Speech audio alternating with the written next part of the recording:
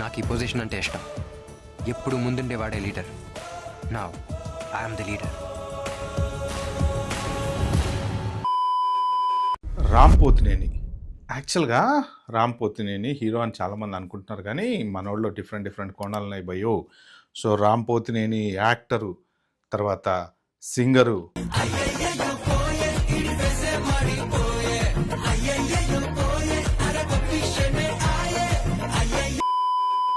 తర్వాత గేయ రచయిత, అంటే పాటలవి రాస్తూ ఉంటారు అన్నమాట.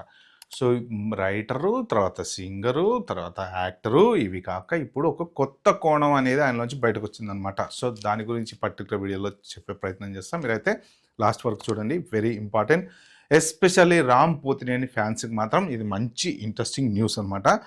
యాక్చువల్గా ఏంటంటే జనరల్గా చాలా హీరోగా చాలా సినిమాలు అయితే చేశాడు. సో రీసెంట్గానే కాస్త ఒకటి రెండు సినిమాలు అయితే కొంత ఫ్లాప్లు అయితే ఉన్నాయి, కానీ బట్ మోరార్లెస్ అన్ని సినిమాలు మాత్రం మంచి సక్సెస్ రేట్ ఖచ్చితంగా ఉంటుంది రామ్ పోతినేనికి. ఎందుకంటే స్టోరీస్ పికప్ చేసుకోవడంలో బాగా చేసుకుంటాడు మనోడు. సో ఆ స్టోరీస్ కూడా బాగుంటాయి, దాని తగ్గట్టే యాక్టింగ్ కూడా బాగుంటుంది. మంచి కష్టపడి పైకి వచ్చినాడు, మంచి మంచి సినిమాలు సెలెక్ట్ చేసుకుంటూ ఉంటాడు.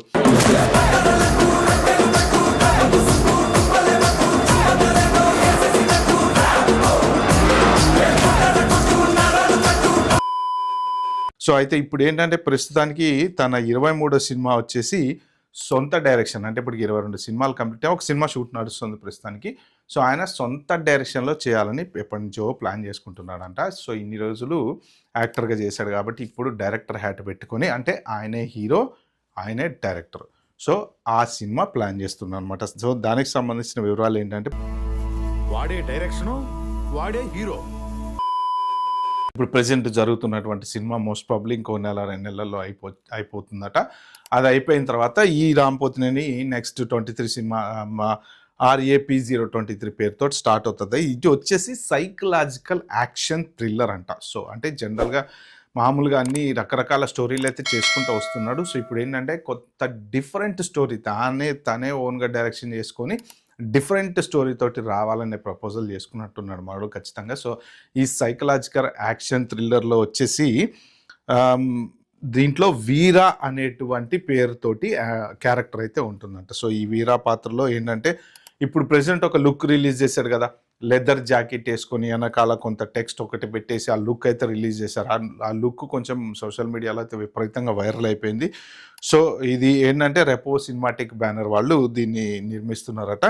సో మెయిన్ ఏంటంటే ఇది ఒక ఒంటరి తోడేలు కథ అనేది ఒక చిన్న క్యాప్షన్ లాగా పెట్టారనమాట. అంటే ఒక ఒంటరిగా పోరాడుతున్నటువంటి తోడేలు ఎలాగ సమాజంలోకి వచ్చేసి ఎలాగా, అంటే ఒక పగ తీర్చుకునే క్యారెక్టర్ అయినా అయి ఉండొచ్చు, లేకపోతే జనాలకు మంచి చేసే క్యారెక్టర్ అయినా అయి ఉండొచ్చు, లేకపోతే ఈ యాక్షన్ థ్రిల్లర్స్లో కూడా ఎలా ఉంటాయంటే డిఫరెంట్ వే ఆఫ్ ప్లేయింగ్ ఉంటుంది. మెయిన్ ఎక్కువ స్క్రీన్ ప్లే మీద నడుస్తూ ఉంటాయి అన్నమాట ఇలాంటి సినిమాలు.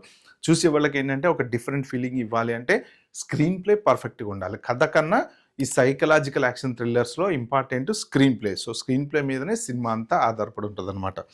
సో ఏంటంటే షూట్ వచ్చేసి మోస్ట్ ప్రాబబ్లీ జూన్లో స్టార్ట్ అవుతుందట.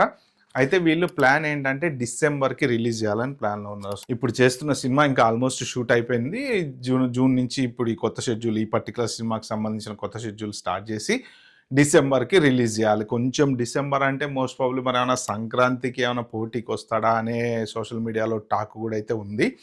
సో ఇప్పటివరకు అయితే రామ్ పోతినేని పెద్దగా సంక్రాంతికి ఎప్పుడు పోటీ రాలే. ఆల్రెడీ ఈసారి సంక్రాంతికి మన బాలయ్య బాబు దిగుతున్నాడు, చిరంజీవి, వెంకటేష్, బోలెడంతా, ఇంకా దాంతోపాటు కింగ్ మన నాగార్జున గారు కూడా రాబోతున్నారు. సో ఇంతమంది కాంపిటీషన్లో మరి డిసెంబర్ నుంచి పుసిక్కుని జనవరికి జరిగిందంటే సంక్రాంతికి పడుతుంది ఏమో తెలియదులే, కానీ మొత్తానికి ప్రస్తుతానికి సోషల్ మీడియాలో ఉన్నటువంటి న్యూస్ ప్రకారం ఏంటంటే సో డిసెంబర్కి ఈ సినిమా అంతా షూటింగ్ పూర్తి చేసుకొని ఎడిటింగ్ అంతా కంప్లీట్ అయ్యి రిలీజ్ కాబోతుంది అని. So Ram Pothineni 4th angle, అంటే ఇప్పటిదాకా సింగరు, యాక్టరు, రైటర్ నుంచి నెక్స్ట్ డైరెక్టర్ కాబోతున్నారు అనమాట. నిజంగా ఒక మనిషిలో ఇన్ని ఉండటం అనేది, సిద్ధార్థ్ అన్నాడు కదా హీరో సిద్ధార్థ్, ఆయన కూడా ఇంతే.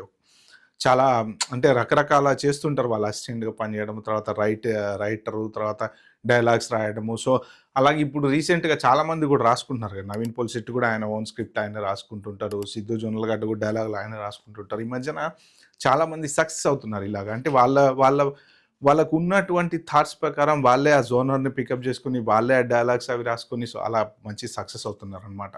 సో అలాగా ఇది కూడా most probably psychological action thriller అంటే ఖచ్చితంగా ఒక మంచి సినిమా అనే అనుకోవచ్చు మనం. సో చూద్దాం, వెయిట్ చేద్దాం రామ్ పోతినేని గురించి. సో దీని గురించి సంబంధించిన ఏమైనా కొత్త డీటెయిల్స్ వస్తే మాత్రం నేను డెఫినెట్గా మీకు ఇంకో వీడియో అయితే చేస్తాను. మీరైతే సబ్స్క్రైబ్ చేసుకోండి, వీడియో లైక్ చేయండి, నలుగురికి షేర్ అయితే చేయండి. బాబాయ్, హ్యావ్ గుడ్ డే.